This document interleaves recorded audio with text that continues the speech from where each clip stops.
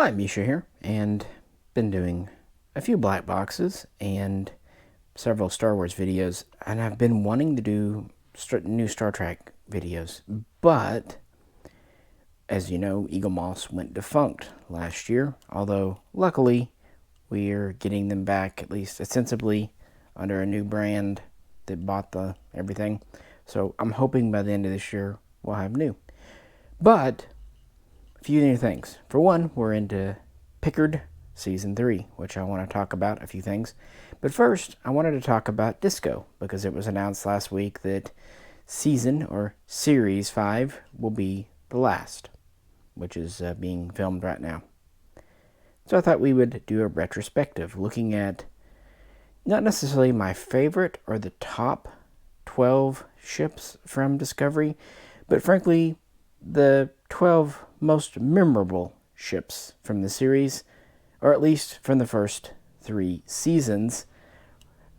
For one, Season 4 really didn't have a lot of new Federation ships, and that's what we're going to focus on, Federation Starfleet ships.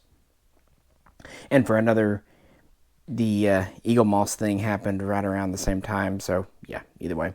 And hopefully we will be getting something from Season 5. So we're going to look at 4 ships from each of the 3 seasons, again making a total of 12. I said I'd talk about them. I've done full videos on these in the past. I can always revisit, just hanging out, having fun. Discovery was divisive with Season 1 and even 2, but I think most people who are being at least honest will admit it improved. Now, you might not still like it or think it's good, but I think most will agree that Season 3 was better than 4. Or 1 for that matter.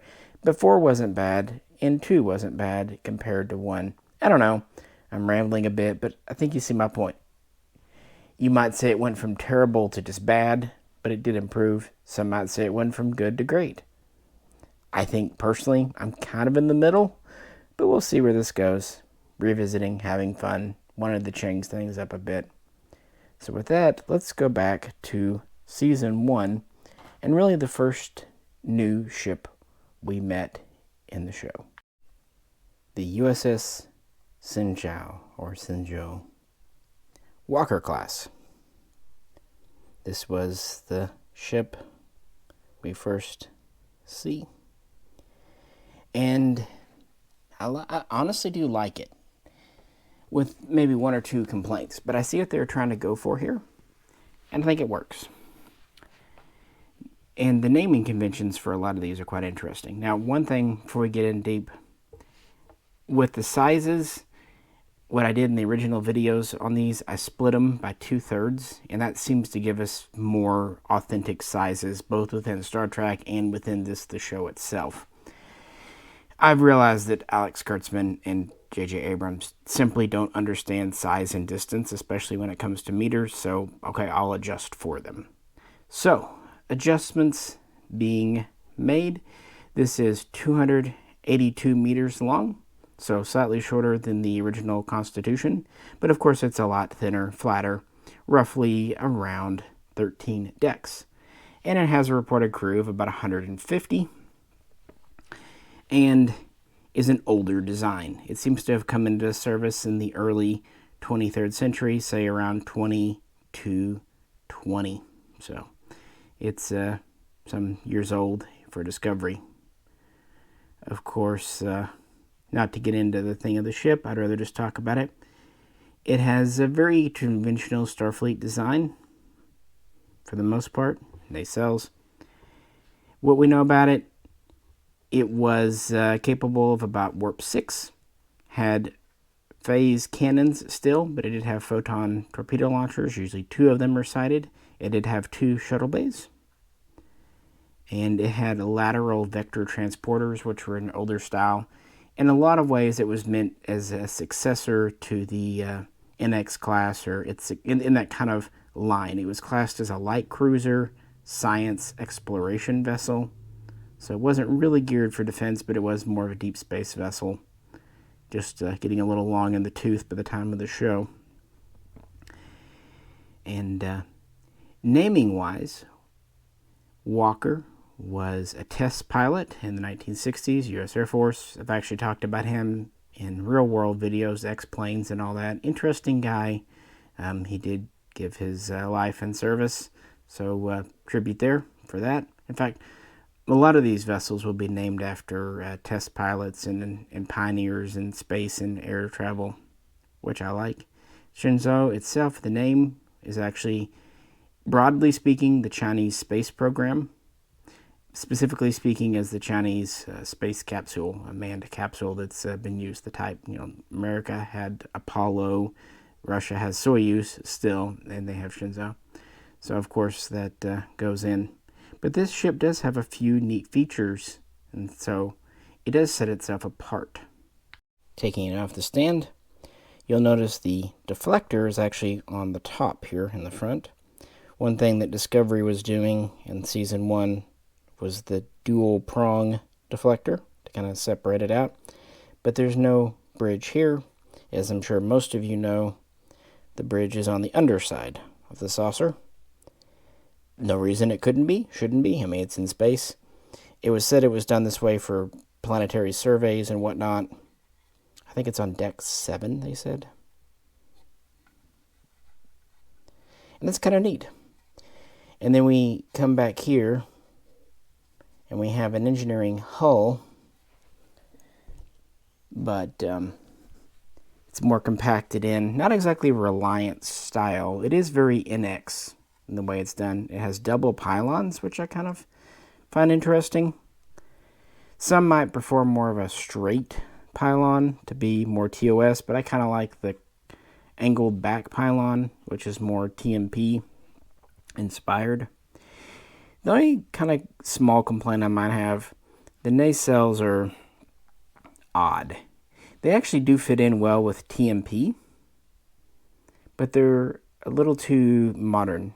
Luckily, later ships in Season 1 kind of, if not fix this, kind of go to a different styling. But even then, they're not bad. Very long, which is a lot of the ship's length here. But this was actually the first release in the collection, even before the Discovery herself. And I like it. Very flat. But it's relatively heavy, because this is all metal. The nacelles are plastic. Some of the bottom is plastic, but the top's metal. I think this was a strong start, and it actually sits on its stand well. It clips in quite tight, which is not always the case for these. And you are putting a lot of weight on them, so sometimes even if it does clip into the stand well, I found the little clear part wants to wiggle wobble. So what I'll sometimes do for some of these is put in some blue tack, or if I really wanted to, I could glue them, but I don't. But this one isn't so heavy that it offsets too much. You can see it wanted to tump forward a little bit, but part of it's just on the surface is slightly inclined forward. But no, I like the naming convention. I think it's an interesting design. They were trying to think a little bit outside of the box. Some might say it's a little too modern looking. Fine, it was made in the 21st century. But yeah, in a vacuum, I think it's a strong start. Then we get into some interesting kind of secondary ships. Here we have the Diplana half, the Eagle Class or Eagle Class. Interesting design, and I really like it. I've said this in past videos. It has a couple of things that I would do differently, but overall, this fits in well with things like the Saber class, but much chunkier, or even maybe the Defiant. I've seen it mentioned that it's kind of a successor to the NX class. I can see some connection, but I think the Walker is much more in the NX line. This is more of the flat. It is classed as a cruiser,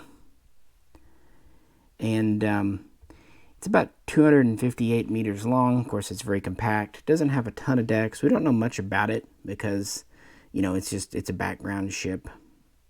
We see that the Diplana half here, which was named after the first Vulcan lander to make first contact on Earth, it was lost at the Battle of the Binary Stars. There's also the USS Earhart, named after, But the class name, Ingle, is interesting. He was a test pilot who worked for NASA later in his life after service, and was actually one of the few that piloted the Space Shuttle Enterprise during its test flights. And he would go on to actually go into space on the Space Shuttle Columbia. So, neat connection there, and neat tribute to a man. And we don't know a heck of a lot about it, but we know this is an older design too. Maybe kind of a contemporary of the Walker class. But I do like it. And now taking it off its stand, it too sits on its stand quite well. It's quite evenly balanced. The entire top is metal, so it's got some weight to it considering its size. We have a more traditional bridge location. We do have a deflector at the front, 2 prongs, very Defiant-esque, and the nacelle arrangement is very Defiant-esque, just kind of more swept back. The saucer has a little bit of kind of Reliant Miranda style going on. We have prominent impulse manifolds and shuttle bays back here. Again, it's got some good weight. The top's all metal. Even the top of the nacelles is metal, which is pretty rare. The bottom is where we have some plastic, or PVC, whatever you want to call it. No, actually I was wrong. The metal continues onto the... So the nacelles are all metal, which is kind of rare. Those are usually plastic. And this is metal here, and then the plastic starts here. So my only kind of gripe with this, I like that it does have the kind of double pylons like the Walker, kind of showing a little bit of design lineage there. But my only thing is these nacelles, they're a little too, they're too flat. If these were more bulked up, more square, this would be about perfect. I get what they're going for. I just don't think it worked. Now, of course, from a top view, bottom view, it's fine. It's just on a side view or maybe a head-on, it looks weird. But I think it'd look really good if these are just kind of bulked up. Because this is supposed to be an older design, kind of just a medium cruiser. Part exploration, part service vessel. But other than that small complaint, this is one of my favorites. There was also one that was a little hard to track down at the time I was buying these. Most were in stock and I bought them on sale. This one I think I actually had to go to Amazon or a eBay for. I don't remember. But I don't regret it. Because again, super neat. And I like that it was named after the Vulcan ship. And another one after Amelia Earhart. Pretty neat. And the angle connection, the angle is quite fun too. Our next design though, may be a little more controversial. You saw it sitting back there, the McGee class. Specifically, this is the USS Shen. We also see the USS Cabot. And this is definitely memorable. I'm not sure if it's even a love it or hate it thing. I think it's just a memorable thing. This is not considered a warship or even a cruiser. It's considered a science ship, a research vessel, kind of like the Oberth class, the Grisham from Star Trek 3. It's not all that large, about 150 meters, has around 6 decks. So, you know, again, kind of in there with the Oberth. And it's dedicated for science, research, observation, survey. It has minimal weapons, relatively small crew. All that goes. Let's, I don't know, let's say 80 crew, just because. Making that up, but then again, this is all made up, isn't it? You're not going to mistake this design. And it's interesting in the Eaglemoss place too. But first, of course, the name USS Shen is from Shen from Enterprise, also one of the best characters and best actors in Star Trek. And it's nice, we had a ship named after a Vulcan influence. It's nice to have an Andorian. The McGee class name, and most all of these class names were given by John Eves, was actually for a Canadian Air Force pilot and later on in his life, poet named McGee. So, a good connection there. Not necessarily a war guy, so it's nice that this is not necessarily a war ship. taking off the stand, this also, it fits okay. It's kind of loose, but it's a very well balanced. Kind of like the previous one, the Eagle. The top is all metal. The bottom is where our plastique is at. We have a pretty conventional design. Well, sort of. At least a conventional saucer. And it does kind of belie its relatively small size. The edge of the saucer is very Constitution-esque with the slope. And then we have a bridge on top. Deflector. We'll call that the deflector.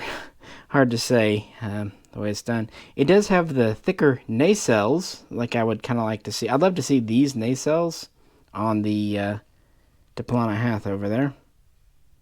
And this does go to the more square styling that we see in a lot of other Disco Season 1 ships, which I like. But you may have noticed they're embedded in the saucer. Okay, it's memorable. Why? It kind of makes you wonder how you get from out here to in here. I mean, you have to pass through the nacelles. And to be fair, they're thick enough. There could be plenty of room to have pass-throughs. It just kind of makes you wonder why. It seems like it'd be easier to move them to the outer edge of the saucer and to go through them. On the other hand, if you were landing on a planet, which you could argue this ship was meant to do more than others, especially with the tech of the 23rd century, maybe it made it better, especially with the smaller size. So, kind of reminds me of the Franklin from Star Trek Beyond a little bit. I mean, not in the way it's designed, but just kind of its size and overall thickness. I strangely like this strange little ship. It sits on a stand well. Interestingly, this is the smallest Eaglemoss ship, just because of how the dimensions work out. It's still a good hand size, and it's got a good weight, but it is technically the smallest. We talked about the Shran. It was lost at the Battle of the Binary Stars. The Cabot, the other member of the McGee class, was actually lost thanks to Bob's Burgers. Well, Tribbles thanks to Bob's Burgers. It's a thing. It's fun. And this is just a fun little ship. And with that, let's move on to the final one in Season 1. The Cardenas Class. The USS Baron. Yeah, this is not a controversial ship. I think this is kind of one of everyone's favorites to some extent. The Cardenas class was named after a brigadier general, U.S. Air Force, again by John Eves. And the name Baron was named after the Russian space shuttle. They did fly, although automated. And it's important because this was Lorca's command, the original Lorca, not the Mirror Universe, although the Mirror Universe had the ISS Baron. There's also the USS Jaeger, which was Ash Tyler's ship. It was at the Battle of the Binary Stars. The Baron was not, or at least it wasn't lost there. And, yeah, we went from one of the smallest physical models in the collection to maybe one of the biggest. Obviously, it's a 4-nacelle design, and it sits on its stand pretty well. You kind of angle it out. It's pretty cleverly done, which is good because it is pretty weighty with most of the weight in the saucer. The nacelles are plastic, although where my thumb's at here, it is still metal all the way back. These have the more kind of traditional disco style nacelles, squared off, and I like them. One thing that's interesting, the bridge is not on the center of the saucer, but towards the front. In universe, this was kind of done to resemble earlier ships pre-Constitution. Kind of reminds me of like the Delta, the Warp Delta from Enterprise. In the real world, that's because this is one of the potential concepts for the Walker class, the Xin Zhao, going to show that even in the beginning they wanted to make these weird and different. Unfortunately for it, it wasn't picked, but fortunately for us, it was shown in the show. And given, even if it didn't get a lot of screen time, it was notable for who was on it. It is obviously, if a heavy cruiser at the very least, a medium cruiser. It's quite large at about 294 meters, again with my adjustments. And has the swept nacelles. Yeah, I think it fits in really well. Again, it probably would fit a little better with the TMP era, but I don't care. I like it. It's a good model and a good ship. And really is my favorite, if I'm being honest, from this season 1. And I don't believe I'm alone. You can see how large it is. It's quite massive in pretty much every direction. That's neat. So, let's move on to season 2. And as I said earlier, I'm picking kind of one hero ship from each season, and this had to be the Enterprise, NCC 1701, commanded by Christopher Pike, which kind of interesting to me that in season 2 they were pushing to do the Section 31 series, but because of the reception of the the whole thing, the introducing the Enterprise, introducing Pike, number 1, we ended up with Strange New Worlds, which was definitely meeting fan demand, and they more or less used this version of the 1701. It had a few minor tweaks to the model we shouldn't worry about. From the Disco to the Strange New World, even in the original series, there were several small tweaks to the filming model. In universe, this would be about the overall length of the Baron there, about 295 meters. Of course, there's tons of tech specs. We know it has a crew of, well, in the cage, it's 200-something. But by the time of Kirk, it's up to 400-something. The real-world explanation is they sized it up. It was meant to be a smaller ship when they filmed the cage. And then they wanted to make a larger ship when they went to the second pilot. And to make it look larger, they actually scaled down the deflector dish and the bridge dome. I'm talking again about TOS. And modified the Bassard collectors just to make it look like a larger thing.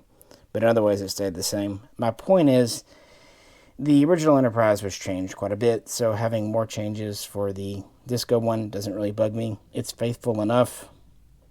And in some ways I actually like it better than the original. I could take or leave. For example, there's more detailing going on than the original. It has the very classic deflector. They've changed the neck a bit, making it a little shorter and moving it a little bit more towards the middle of the saucer. Not a whole lot, but a bit. And they've kind of reoriented the impulse back here, which I kind of like. The nacelles do stick out a bit from the other Disco era ships, but the explanation could be this is an Explorer type. And they definitely look more authentic than the JJ Prize. And it has this little kind of lip on the shuttle bay. That's fine. It's neither here nor there. No, overall, I like the design quite well. I think it's a faithful homage, but also giving it its own character. And it splits the difference in between fitting with the Disco fleet and the kind of the new aesthetic and the TOS aesthetic. It's all together, yeah. But this is a pretty nice model from Eaglemoss. I bought it when they were out. Now they're going kind of crazy. It's kind of light. The whole star drive and nacelles are plastic. The saucer is really the metal part, kind of standard for a lot of Enterprises. It does have the swept-back pylons, which I do like, but I wish they were kind of the same thickness. They didn't flare out as much. And they've got this split in the middle, which kind of bugs some people. Me, I'm kind of indifferent towards it. I just wish they were the standard thickness, but they are very TMP style. And, yeah, good to see the Enterprise. Even though they said originally they weren't going to really involve that in the show, I think for Season 2 they needed to do something to gain more fan appreciation and attention, and they did it. mainly with Pike, frankly. But this is Pike's Enterprise, and this whole thing gave us Strange New Worlds, so hey, I like it for that, if nothing else.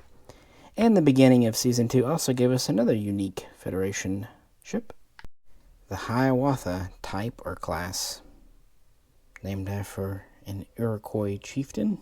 This is where we first meet Reno, and this is a medical frigate, so it's rather different. And even adjusting for size the way I do, it's still 400 meters long, but I'll give it a pass. That's not just grossly huge, and because most of its bulk is length, and it's pretty skinny, that makes some sense. So this is clearly not a warship. It was actually downed during the Klingon War, found 6 months later, and it's pretty interesting. It has large bays in the side for shuttles or other cargo. It was also planned by its creator. I don't actually think this was planned by John Eaves. It was someone else. But it was meant to be modular, to have modular pods or structures that could detach and since be reinstalled on the underside. It too is said to have the lateral transporter system, so it's an older design like the Walker and the Angle class. There's the large bays there. You can see a bit of the kind of modular system, the cargo pods underneath. Kind of reminds me a bit of the Kobayashi Maru. So it's part freighter, part medical. Could be both. Has the disco style and nacelles, very square. I kind of like them. They seem less sleek and advanced than the TOS. It does have the dual pylon system, but in a different arrangement. And it does have a bit of a saucer section in the front, or at least a half saucer. There's a lot of Enterprise going on. Kind of reminds me of like the Horizon and the Fortunate from Enterprise, the cargo ships. But then with a little bit of Starfleet saucering. Don't really know much about it. We do spend some time in it, but we don't really know the crew or anything. Probably not huge because it's mostly storage and doctors and stuff. But it's a neat model from Eaglemoss. It's pretty flat, but quite long. Maybe one of our longest. And pretty much the entire body is metal. The bottom here is metal. Some of the top is metal. Some of it's plastic towards the middle. Nacelles, of course, are plastic. It's weird. It's different. And if you follow this channel, I kind of like background ships, support ships. Not everything has to be a heavy cruiser or battleship. Sometimes it's just nice to have a medical frigate. And we haven't really had one since the Olympic class. Not sure if this is technically Starfleet. It could be considered just Federation. It sits on its stand kind of loose, and it's a little bit front heavy. It's not too bad, but I wouldn't put it on an uneven surface. It's fine when it is. Just be mindful of kind of where it's at, I would advise. But it stuck out to me. I considered the USS Zimmerman, the tug, but in the end, this was just more memorable. So, in Season 2, we did get some new Starfleet ships, but we did get some different Federation ships, nominally under another branch, a secret branch, if you will. I'm talking, of course, about the Section 31 fleet. I picked 2. They're all very similar. They were based on the stealth ship first seen in Season 1, and then in Season 2 it gets scaled up. The stealth ship was relatively small, about 180, 190 meters. Had some interesting features. Yes, it was stealthy. It also had foldable, movable warp nacelles. And the idea, these were more automated, smaller crews, and they had more advanced tech that would eventually filter into Starfleet in years or decades later. So the first one I picked here is the Haoyi class. It's named after a mythical Chinese archer, man or god, sources vary. And these are all named after mythical creatures. And as you notice, it has 4 nacelles. The 2 nacelle version is called the Shiva or Shiva class. Shiva if you're going to go with the Israeli tradition, Shiva if you're going to go with the Buddhist Hindu tradition. Well, Hindu, but you know what I mean. And yeah, these are all kind of a form plan. Espionage, spying, research too, some science. They, at least the capital ships here, could launch drones from these tiles on the saucer. They, sorry guys, they have kind of a, looks like a solar paneling, but those are tiles. Then the part where people are actually at, here's the bridge. There is a deflector down here. It looks a little more modern styling versus, you know, the Discovery type. The nacelles are their own style too. And these have a roll bar, very reminiscent of the Miranda. In fact, this whole design, especially the Shiva type with just the two underslung nacelles, very reminiscent of Miranda, which is maybe why I picked it, just with the angular saucer with cutouts. I like it. Unfortunately, these came towards the end of the collection, and we almost didn't get the full set, but thanks to the universe kind of picking up, we did. And it's a neat ship. The whole Section 31 plot was okay. I've seen worse. It's interesting enough, but I do like their ships. These definitely look more futuristic, but oh well. Size-wise, it's quite large, about 430 meters, but again, a lot of that is empty space or space for drones. This crew is relatively small. These were geared for science and stealth running and sensor jamming and whatnot. And they had a few of each class. And its companion here is very similar. Here we come to the Deimos or Deimos class. This is named after a Greek demigod of fear, but most of us know it as the moon of Mars because of the game Doom. And I'm going to go ahead and take it off the stand because this one, it's a little wiggly on its stand. They clipped it in towards the back, and I think they should have gone for more of a central mount. If it's on a shelf, it's going to be okay, but don't bump it, because all your weight's in the front and it likes to nosedive. This is the larger style. It's about 580 meters because it has a true engineering section, star drive section here, but still very much the same components, same style of bridge and saucer. Its 4-nacelle companion is the Nimrod class, which was actually the command ship for control of Section 31. But I kind of like the cleaner lines of this better. It reminds me of a odd Excelsior. If you look at the lines of the star drive and the nacelles, yeah, it's very Excelsior-esque. Again, very futuristic-y, and at its size, it's large, especially for the 23rd century. Even by the 24th century, it'd be a massive ship, considering the Enterprise D was a little over 640 meters. But, oh well. By Season 2, you either made your peace with it or you didn't. As just a design, I like it. I like all of them. They did end up giving us all 4 capital ships, plus the stealth ship that came early. And we got the drone. We even got the Section 31 headquarters, but that was one of the specials and I didn't pick it up. But these are simply what they are. It's a good size, as you can see on my arm. And, okay, may not be considered Starfleet or Starfleet intelligence at the very most, but certainly Federation human. And I just wanted to mention them because they're very memorable for Season 2. Of course, Season 1 and Season 2 take place in the mid-23rd century. And then we get one of the biggest time jumps in all of television for seasons 3 and 4.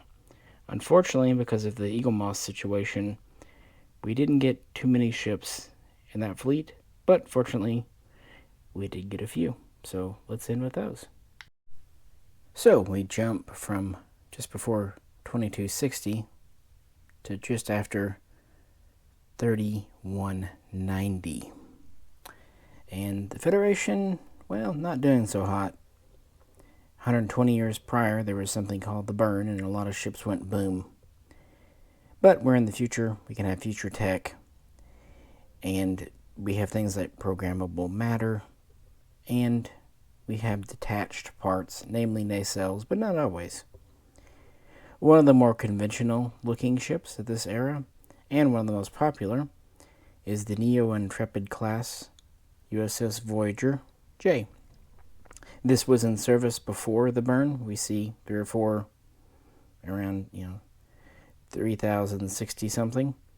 And we see at least 4 in seasons 3 and 4, including the Voyager here. And it's called upon for various missions. It's a somewhat smaller class, a little over 450 meters. And I don't mind that now that we're in the future. And it's very clearly inspired by the original Intrepid class, the original Voyager. Just moving something out of my way. And people were curious how Eaglemoss was going to do the 32nd century ships with the detached nacelles. I've done a whole video on these, so I'm not going to take too long here. Mostly because we don't know a whole lot about these ships, at least the specs. But I'd say this is maybe the favorite of a lot of people, probably myself included, for this series. Is very clearly the Voyager. They did the detached nacelles with this clear piece here. And there's also a little bit of there's a detach between the star drive and the saucer, and it's held together with little clear pegs. It's not a huge gap, and you can't separate it. I mean, I guess you could by breaking it, but it's together. But the nacelles are actually removable. But that seems to be kind of the theme with these ships: is hollow spaces, detached, smooth, angular lines. We do kind of see this in Picard with the Xin He, the Inquiry class, a little bit.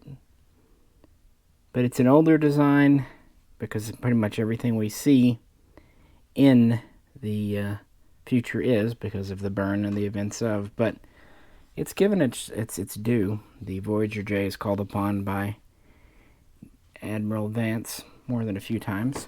And along with things like the Neo Constitution class we see are kind of good touch points for Starfleet in the future. And they do kind of resemble some future ships we've seen, like, say, the Relativity, the Wells class, and others. So, generally speaking, yeah, I like them. But again, unfortunately, we only really got 3 in the future before Eaglemoss went bust, and we were really lucky to get those. I was very lucky to get this Voyager J. I never even got a ship notice. It just showed up one day in the last big batch I got from them around May of last year. A couple other stragglers came in, but this was the last one. They had 3 or 4 in one box. And it's a really well made ship, a lot of metal, and quite large. So, the Voyager J, kind of honored Star Trek Voyager. This was my first future ship I received. This is the Eisenberg class, the USS Nog, named after, of course, Aaron Eisenberg and Captain Nog. As Eisenberg passed away shortly before season 3 of Discovery. This is a large ship, over 1,200 meters, although a lot of it is this kind of tail section, and it's a very different design. We still have detached nacelles. I almost like to think of it as a cargo ship or a commerce ship. That would kind of suit the first Ferengi captain in Starfleet, while still honoring the peace and commerce and, cooperation of Starfleet. It's different looking. almost like it was an alien design. We do see these in operation before the burn too, and we see that the USS Nog here, because of its size, is actually able to do quite a bit of evacuating. I really like the idea of this ship, and I'm not super happy with the model or design, though. For one, it just kind of sits in the cradle here. Now, the nice thing is this is almost all metal up front, at least in the bottom. The top is plastic, and the rear is, actually the rear is metal too. So the only real plastic is the top, so it's bottom heavy, which is good, because it just kind of just sits in there. I think a better locking would be kind of deserved. And the same thing goes for the detaching nacelles. I tried several ways to put them on the stand, and see, they just kind of sit in there. On a shelf, they're not going to go anywhere, but they just, I wish they had a peg or something, because they're just kind of held in with the gravity and friction, and since they're plastic, their weight doesn't keep them in. I almost wonder if I'm putting them in wrong. I've done previous videos and no one said anything. Oh well.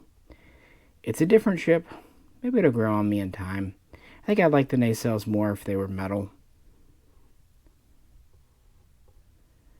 But I have to like that it is named after Nog, and also, by extension, kind of gives tribute to Star Trek Deep Space Nine. Well, our next ship is kind of its own thing, and it was the last one I got. The Mars Class.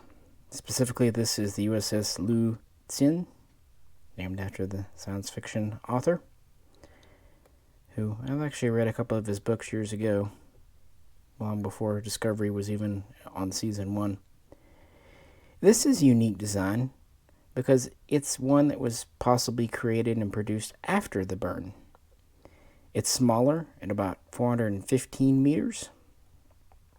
It continues the detached nacelles, but notice they're kind of a different shape and contour. Kind of makes me wonder if they were experimenting with ways to prevent the burn from happening again, because no one really knew why. Also, the angular hull kind of reminds me of the Warp Delta again, a bit of a Enterprise vibe there. But it's unique. I can't say I like it more than the Voyager J, but it's more unique than the Voyager J, and it's distinctly 32nd century, kind of looking forward to distinctly Discovery, again with a dash of Enterprise put in. And they did a pretty good job with this one. I like it better than the Nog. The center part is a separate piece. The bottom is metal, top is plastic. Kind of interesting. Most previous Eaglemoss Federation ships, it was top metal, bottom plastic, but with these future ones, they've kind of flipped the script on us a bit. And then the nacelles are still part of the stand. They can be removed, and these actually do kind of slot in, peg in, which is, I really think, what they should have done with the Nog.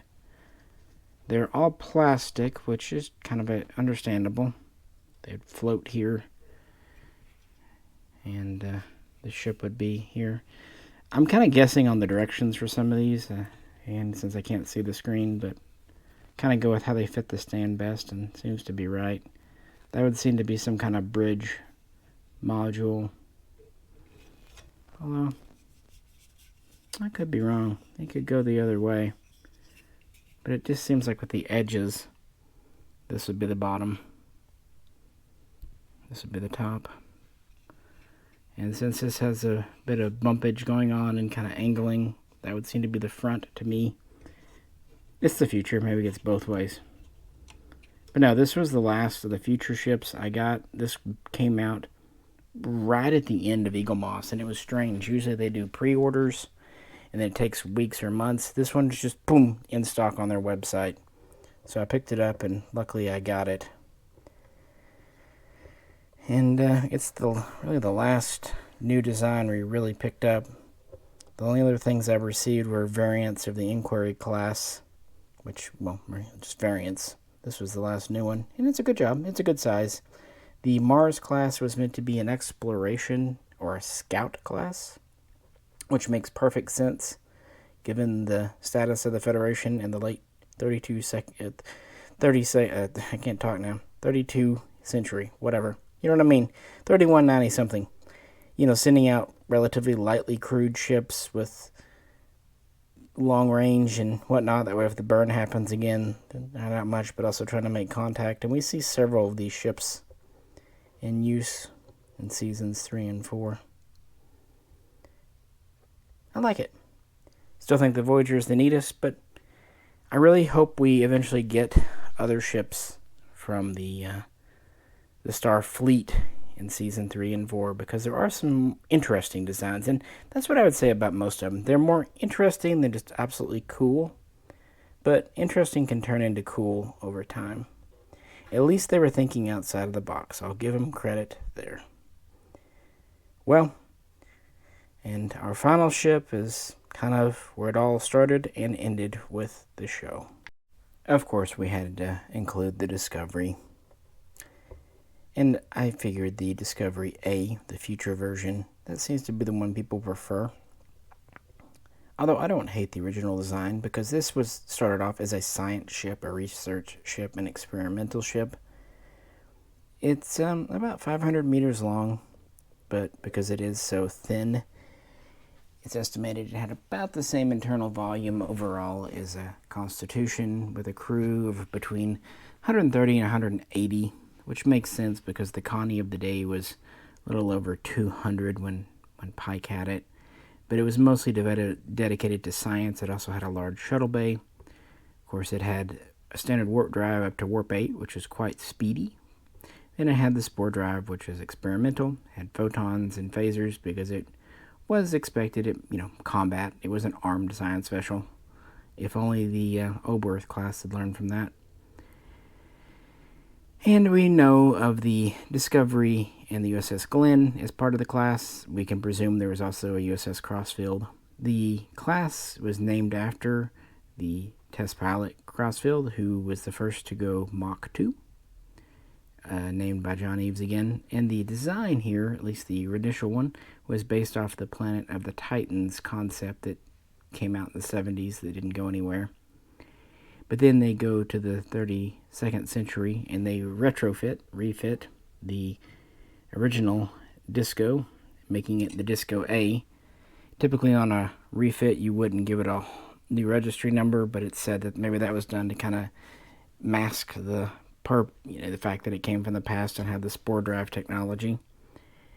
And we have some neat things. Of course, we have the detaching nacelles. This was the first Eaglemoss attempt with these plastic clips. Some don't like them.